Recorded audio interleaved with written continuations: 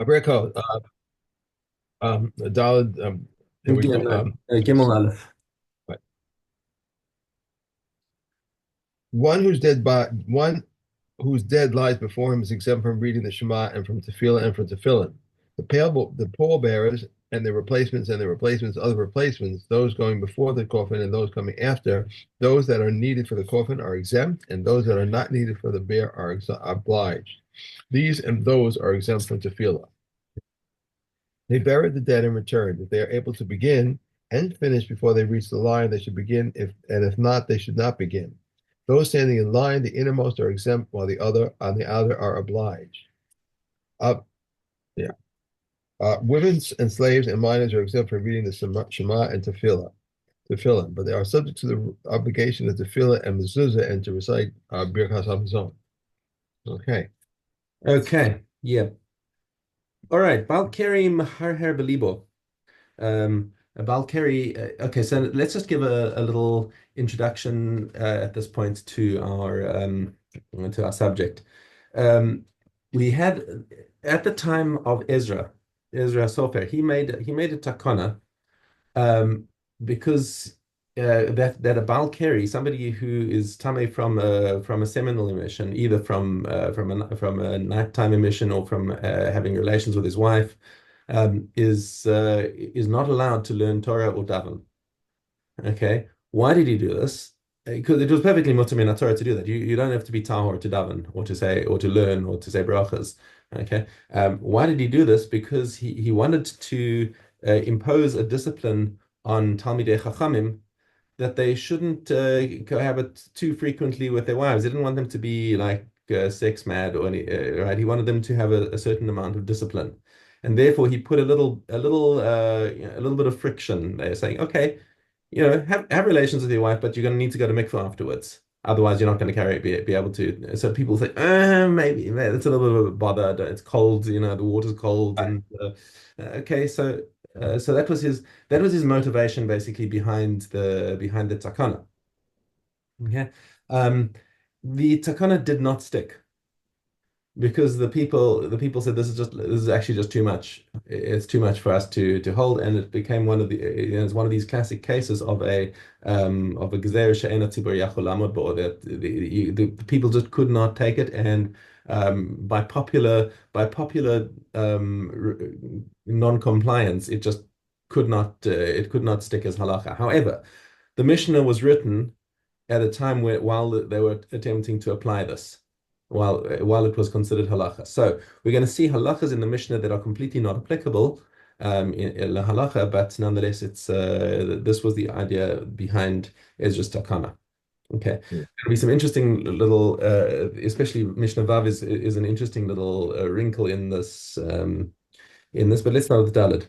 So Balkeri Maharher Belibo. So if it comes to the time for davening, and for saying Kriyas Shema. So now Kriyas Shema is obviously an issue because that's a mitzvah min Torah. You've got to say it, but you've got Takanas Ezra that stops you from saying it. So it's kind of like how there's a mitzvah to blow shofar on Rosh Hashanah, but if Rosh Hashanah falls on Shabbos, so there's a din derabanan that you're not allowed to blow it. So Chazal have the power to prevent a mitzvah aseh midoraisa if they see that there's a necessity for it. So you shouldn't be too surprised that you're preventing a person from doing a mitzvah. Nonetheless, they said he's allowed to think it in his heart. He's allowed to like run his eyes over the words and think the words, and in that way be yotze. Okay, which is not a normal thing to do. We said Right. previously about Shema that a person has to actually say the words. But this was the Takanas Ezra. Okay, Eino Mevarech, and he does not make the brachas before either. Not before, not afterwards. Lo lefanev, lo achareh. Al hamazon mevarech la'acharav. However, for Birkat Hamazon, um, he does make the brachas afterwards because again, Birkat Hamazon is a bracha midoraisa. Ve'enu mevarech lefanav, but he doesn't make the brachas before it. Al netilas yadayim and hamotzi. Um, so why is Shema, why are we more machmir on Shema than we are in Birkat Hamazon? They're both a requirement d'oraisa. I'm not sure why the Mavarech La'acharav. Um,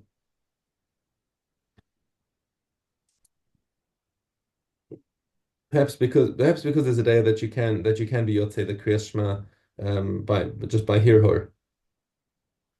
Um, okay, but he must. But yeah, okay. So, but for Birkat Hamazon, the Tana says that you do have to bench anyway, even if you're Bal Keri. Rabbi Yehuda mevarech lifneihem ula'achreihem. He says no. The takana of a Bal Keri doesn't prevent you from making brachas. You're allowed to make brachas. You're just not allowed to learn Torah or daven. Okay, so that's so he disagrees with the Tanakama, and we're not going to paskin halacha like either of them because the halachas like neither of them we don't have a Takanas Ezra anymore. Okay, Mishnah Hey Haya Omed Betfila. So a person is standing in the middle of Shemona Esrei and suddenly smacks his forehead. Niz kashehu balkeri. Oopsie, I'm a balkeri. I shouldn't be here. Lo yafsik. He doesn't stop his Shemona Esrei because ultimately it is just a Takanas Ezra. It's not like a real Isra that he's doing over here. What should he do? He should be makatzer all the brachas. He should just say a small inyan of each bracha and then say the bracha, not say the whole thing out, so that he can finish quickly. Okay. Now here's the Valkyrie went to the mikveh before in order to purify himself so that he could say all these things and found that he had been delayed and realizes while he's in the mikveh that if he gets up and waits for the time for himself to towel off and get himself dressed and decent, he's not going to be able to say Kriyas Shema in time. Okay, so this is being said by a Tana who holds that the Ikar Mitzvah. Remember, we learned about Shema that there's a machlokes whether you have to say Shema before sunrise or before 3 hours. So we pass in the halacha is before 3 hours, but this Tana holds that the Zman of Kriyas Shema is sunrise. Okay. So if he can get up and cover himself before sunrise, then let him do it. Let him dry himself off and get himself decent to say Shema before sunrise. Let him cover himself in the water. In other words, put his arm like stand against Right. the wall and cover himself so that he can't see his own erva. Okay, and then he should say Shema in the mikveh. While he obviously his tower he's already toveled himself. אבל לא יזכסה לא במים הרעים ולא במי המשרה. But he may not cover himself with foul-smelling waters or with waters that were used for soaking flax because they have a bad smell. עד שיטיל לסוח מים until he dilutes it with other water. So, in other words, to remove the smell, because this will also segue into our discussion about how far you have to remove yourself from disgusting things to before you can say brachas. So it says kama yarchik mehem min hatzoa umin hatzoa. So how far do you have to distance yourself from foul-smelling waters or from excrement? And the answer is arba amos. So if you find yourself in a place where there's something disgusting, something foul, it has to be you have to distance yourself dalad amos from where the smell ends. By the way, and so find where you can't smell it anymore, and then move another 4 amas, and then then you can safely say brachas, daven, whatever. But in the mikvah, we have a constraint that we don't talk about Torah. We don't talk. Yeah, definitely not, definitely not, No, because no. the mikveh itself is a makom erva. So people are walking around undressed. You definitely can't talk divrei Torah inside the mikveh. You're not even allowed to give shalom aleichem to somebody Right. because shalom is the Shem Hashem. Right. Okay. Now, here's an interesting thing which I alluded to earlier. That Takanas Ezra was specifically for Balkari because that's a very common occurrence, and and you and Ezra wanted to make sure that people did not like get too sex obsessed, and wanted to put a bit of friction. But now, what happens when you've got a higher level of tumah that's attached to the person in addition to the tumas keri? So, for example, a zav.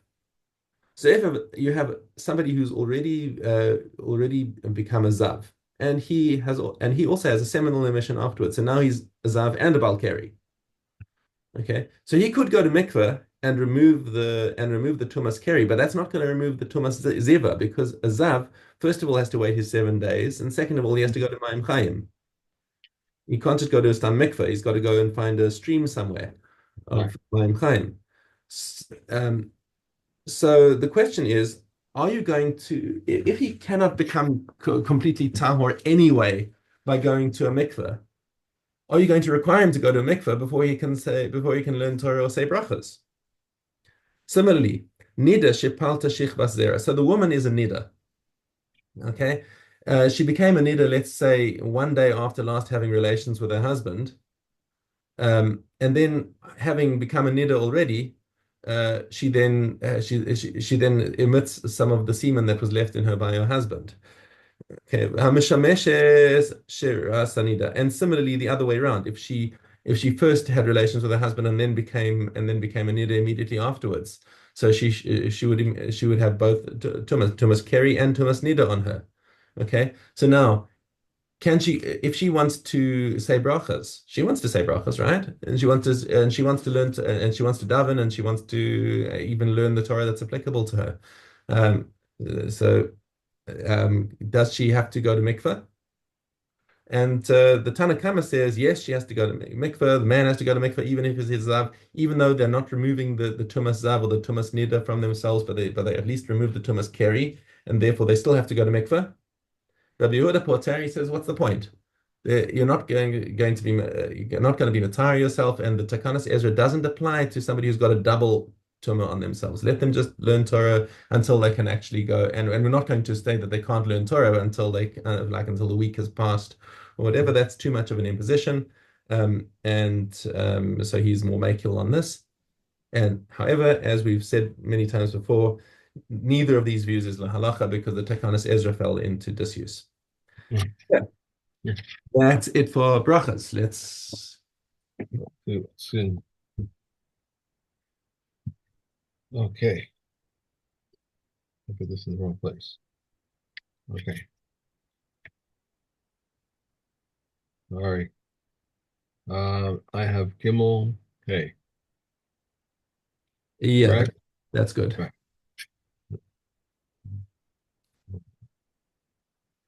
Okay. Custus, ginger, fragrant herbs, tia, asafar, asfortida, Yeah. peppermints, yeah, and safflower loaves may be purchased with money of Misa Sheni, but they do not contract Tumas Oakland. These are the words of Rabbi Akiva. Rabbi Yochanan ben Nuri said to him, if they may be purchased with Misa Sheni money, why do they not contract Tumas Oakland? And if they do not contract Tumas Oakland, they should also not be purchased with Misa Sheni money. Regarding undeveloped fruit and unripe fruit, Rabbi Akiva rules them susceptible to becoming tummy with Tumas Oakland. Rabbi Yosef Rabbi Yochanan ben Nuri says they are susceptible only when they reach the tithing stage. Heart of palm is like wood for all matters, except that it may be purchased with my sustaining money. Immature dates are food, but they are exempt from tithes. Okay. And we are on to Zavim. Right. Zavim. Okay. Yeah. Gimel Aleph. If a Zav and a Tahoe person sat together in a boat or a raft or rode together on an animal, even though their clothes do not touch, the clothes of the Tahoe person become contaminated with Midrash Truma. If they sat together on a board, on a bench, or on the support beam of a bed, or on a pole that are unsteady, or if they both climbed up a weak tree, or onto a weak branch, or a strong tree, or onto an Egyptian ladder that is not anchored with a nail, if they went together onto the ramp, a beam, or a door, they are not secured the plaster. In all cases, they become tameh. The Yehuda rules them tahu. If together a Zav and a Zahar person close the door or open the door, Tuma is transmitted, but the Chachamim say only when one closes the door and one opens it. Will Tuma be transmitted. If one raises the other from a pit, either way, Tuma is transmitted, but where Rabbi Yehuda says only when the Tahor person raises the Zav will Tuma be transmitted. If together they twist ropes, Tuma is transmitted. But the sages say only when the one pulls this way, the other pulls that way, will Tuma be transmitted. If together they weave, whether they do that so standing or sitting, or if together they grind grain, Tuma is transmitted. Whereas Shimon rules all of these tahor except that they grind together with a hand grinder. If together they unload a donkey or load a donkey, when the load is heavy, they become tameh. When the load is light, they remain tahor. However, in all cases, they remain tahor with regard to their status as common people. They are only deemed tameh with regard to permissibility to eat in truma. Okay.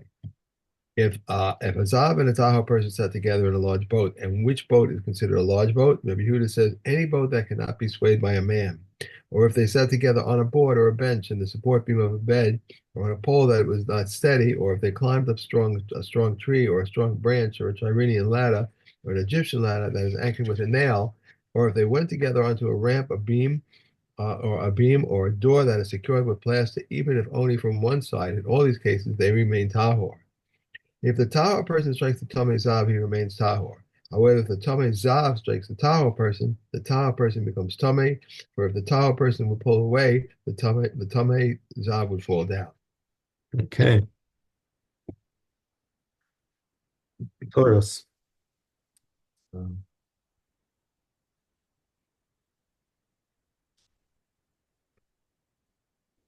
Jude bet.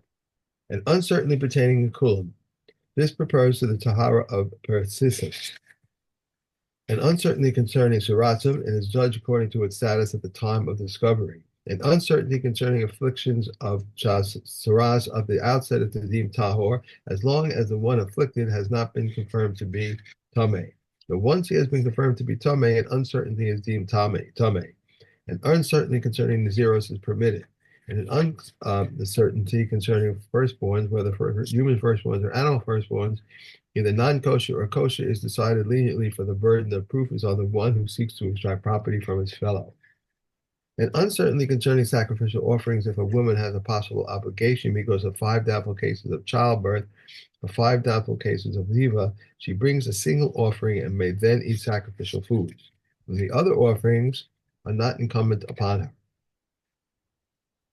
If there was a sheretz and a frog in a public domain, and similarly if they were an olive-sized piece from a human corpse and an olive-sized piece from a nevela, or a bone from a human corpse, and a bone from the nevela, or a clod of soil from Tahor land and a clod of soil from a base hapras, or a clod of soil from Tahor land and a clod of soil from the land of the nations, or 2 paths, one Tameh, one Tahor, and one walked on one of the paths and did not know which one he walked, or he formed a roof over one of them. It is not known over which he formed the roof, or he caused one of them to move, and it is not known which of them he caused to move. Where Akiva rules him Tame, or the sages rule him Tah.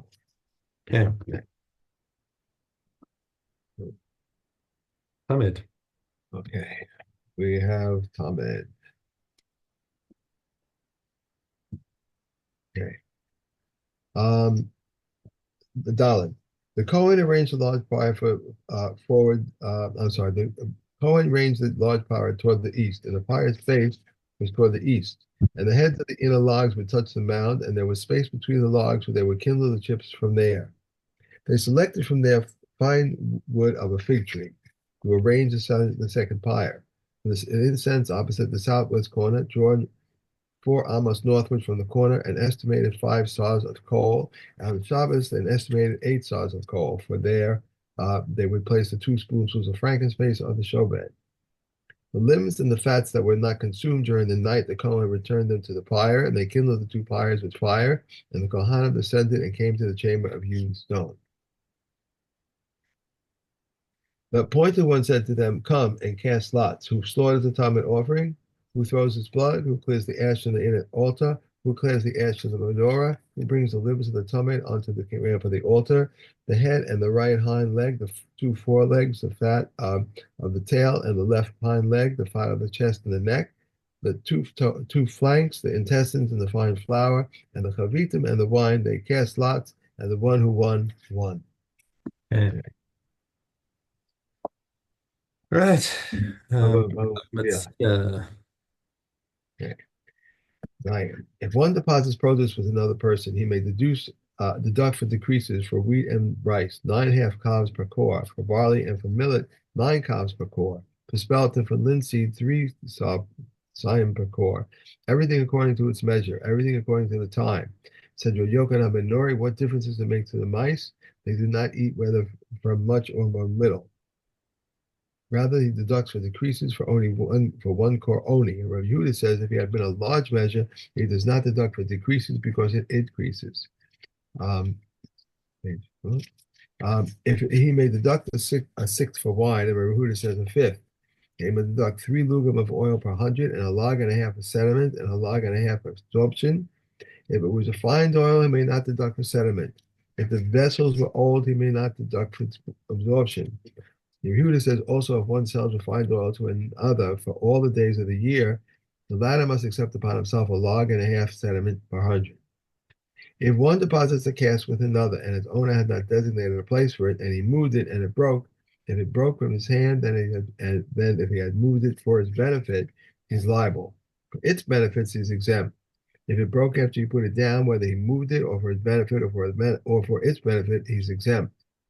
The owner has designated a place for it, and he moved it, and it broke, whether from his hand or whether after he put it down. If he had moved it for his benefit, he is liable. For its benefit, he's exempt.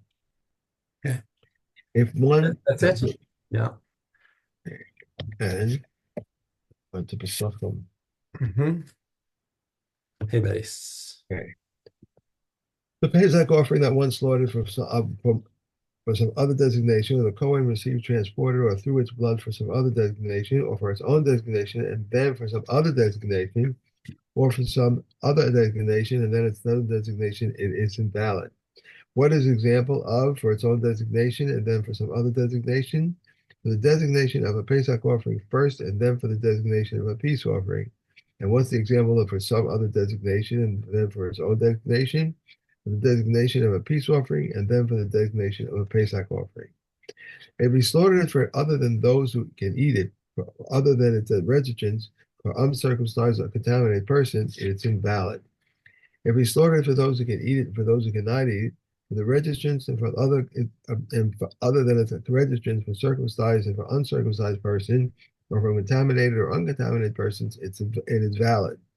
If he slaughtered it before noon, it's invalid because it said in the afternoon. If he slaughtered it before the afternoon daily offering, it is valid, provided someone stirs its blood until the blood of the daily offering is thrown. Yet, if it was thrown, it is valid. And one who slaughters the Pesach offering with chametz in his possession is a violation of a negative commandment. The Yehuda says also the daily offering. Reb Shimon says if one slaughters the Pesach offering on the 14th under its own designation, he's liable. But if he under some other designation, he is not liable. And for all other sacrifices, whether slaughtered for their own designation or under some other designation, he is exempt. And if one slaughters the Pesach during the festival under its own designation, he's exempt. Under some other designation, he's liable.